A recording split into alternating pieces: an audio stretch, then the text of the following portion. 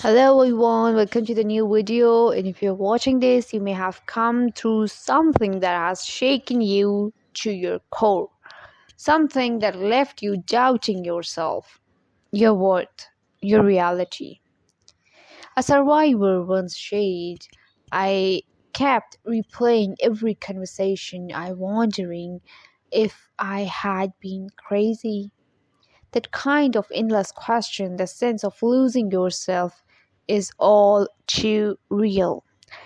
Today, we are going to walk through step-by-step recovery journey for healing after a relationship where someone else's emotional control overshadows your voice. This isn't just about moving on, it's about coming back to life. If you are ready to begin that work, please click like, hit subscribe, and share this with someone who needs to know they are not alone. So let's begin. So the reality, what you feel like, why healing matters.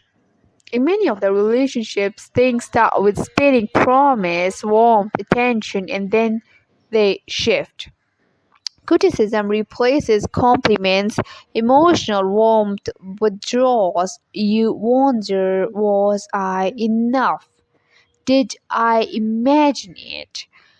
One person described the moment they realized they were losing themselves. I've stopped saying what I thought. I started believing his narratives. Such dynamics cause deep impact.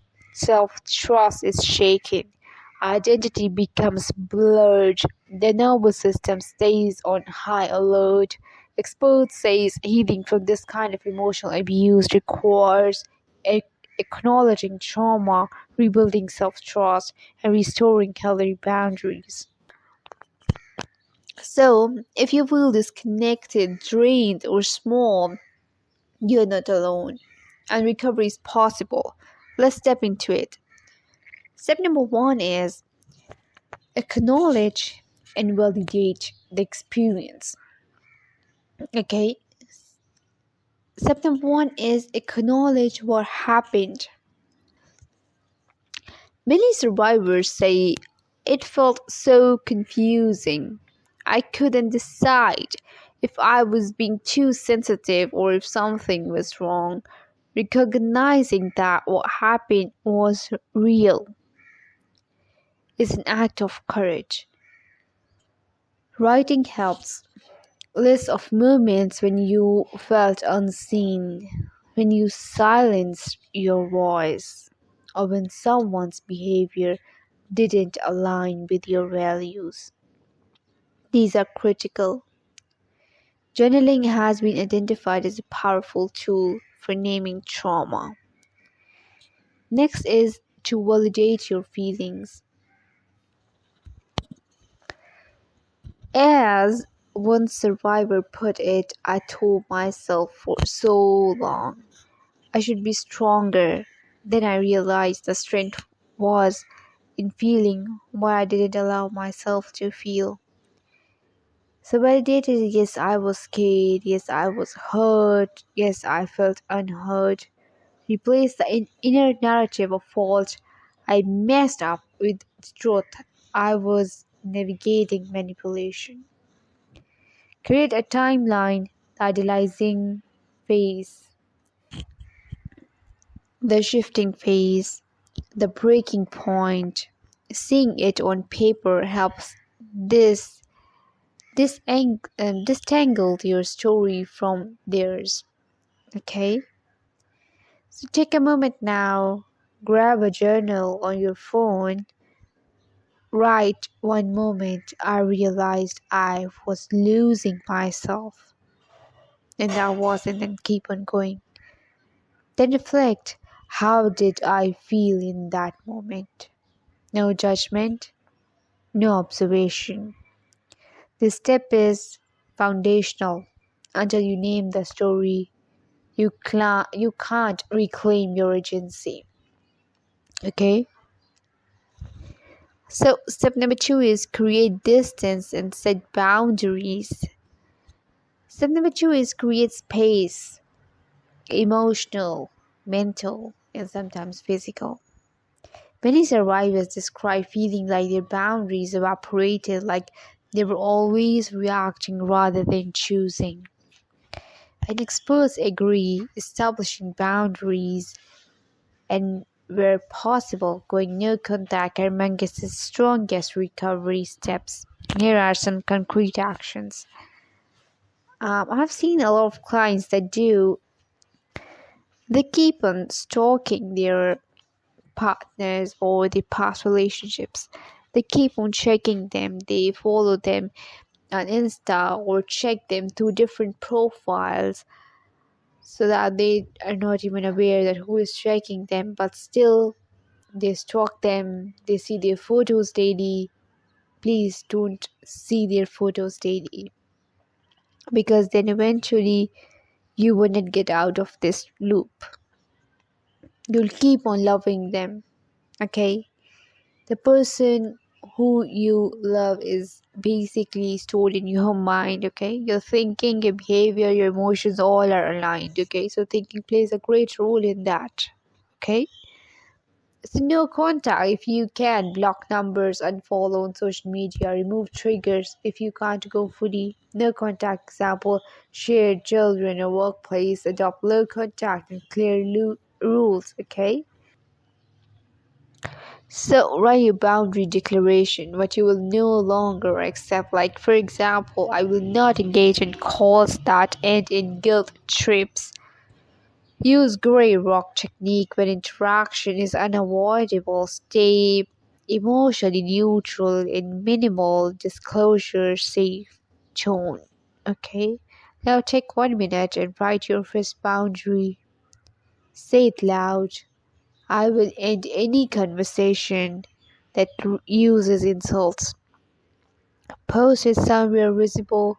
This is the edge of your new safe zone that you are building emotional safety.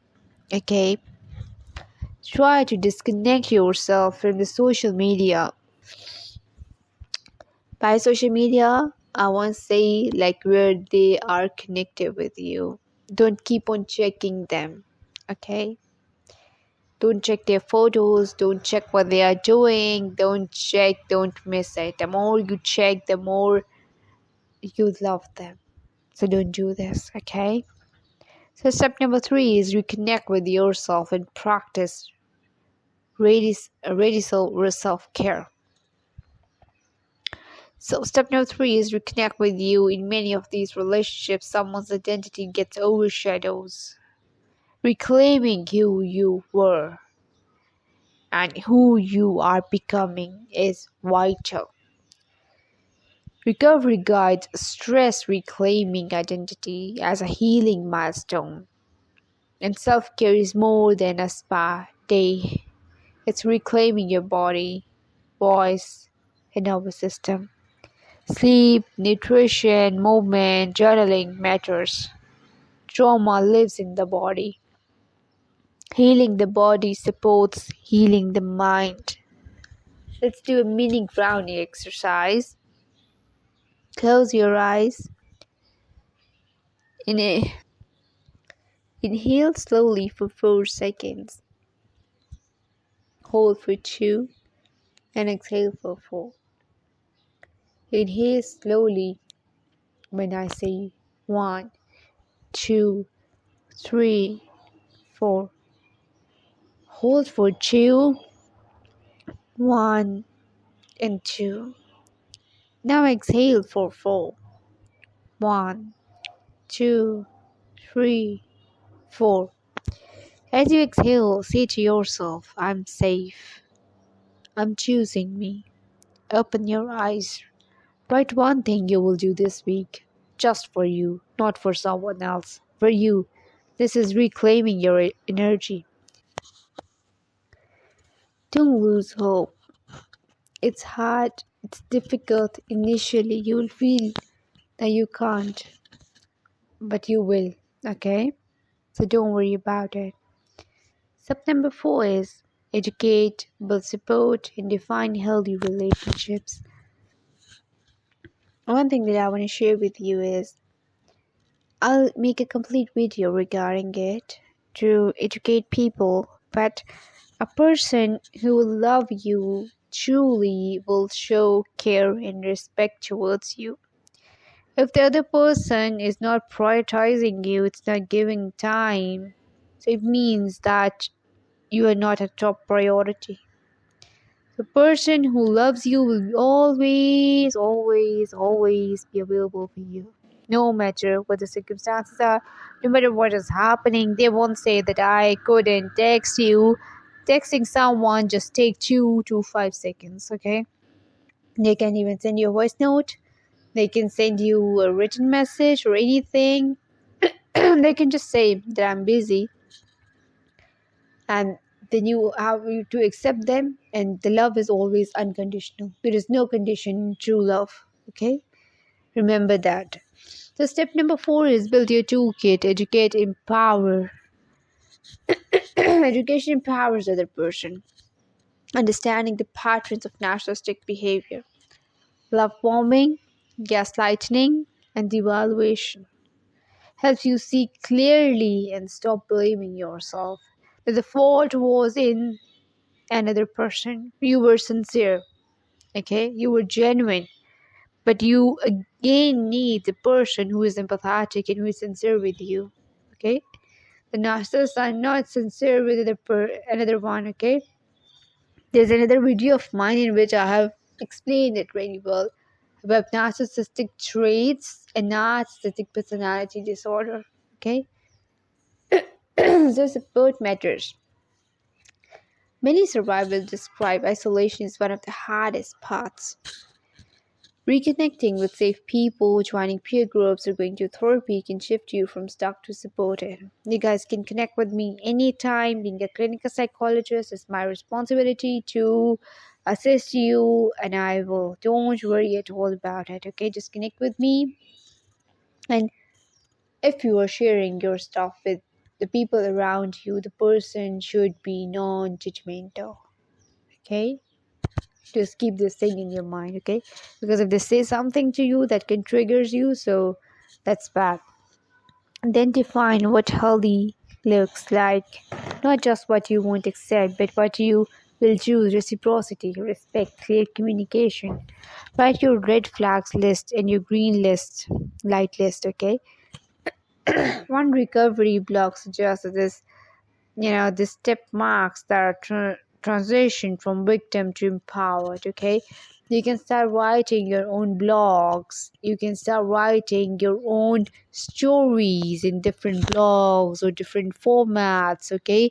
That would help you to share your stories with other people, and other people would, get insights from that, okay? Okay, write 3 traits you now seek in friendships or relationships, okay? Every person has their own criteria that they see in other person, so you must have a criteria, and if the person is meeting, it's fine, and don't repeat the same mistakes again, okay? So step number 5 is move forward and celebrate progress. Move forward with intention. Healing is not about erasing the past, it's about building a future. Many survivors say the most empowering moment was when they felt indifferent to their abuser's pull, to the manipulation. Celebrate your wins. No matter how small, returning a phone call you've been avoiding, feeling calm instead of triggered, journaling when you used to shut down, recovery is very, very necessary, okay? Emphasize that noticing progress, no matter how subtle, but it's essential, okay? Visualize your future self, a person grounded, clear, trusting, or vibrant. Ask, how do I want to feel 1 year from now? Then commit to a tiny step today towards that vision. And then handling relapse and triggers and self-compassion. Even now, survivors share that a memory, a place, or a certain work can pull them back. That's not failure, it's power healing. Many describe relapse not as regression, but a wave of healing. So when triggered, take a deep breath. So this is a reminder, not a reversal. Use your boundary to practice self-compassion. I'm safe. I'm healing, and I'm worthy. Remain patient with yourself. Okay? The path is not linear, but you are growing stronger.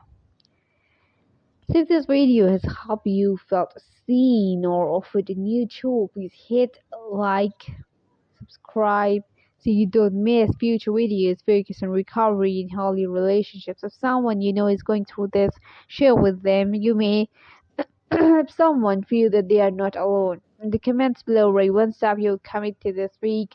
If this could be our write my boundary list, or I'll do the ground exercise tonight and I'll read those comments and you were supported, okay? Thank you for spending this time here. I know the work you are doing is difficult. I know the nights you have stayed up. I know the self-doubts you carried, and I want you to hear this. You're not defined by what you happened to you. You are defined by how you heal. Okay? So be gentle with yourself today. No one do one kind thing, a walk, a favorite drink, a moment of quiet. You deserve peace, you deserve freedom, you deserve you. Okay? And I'll see you in the next video. Until then, stay strong, stay compassionate, and you are not alone.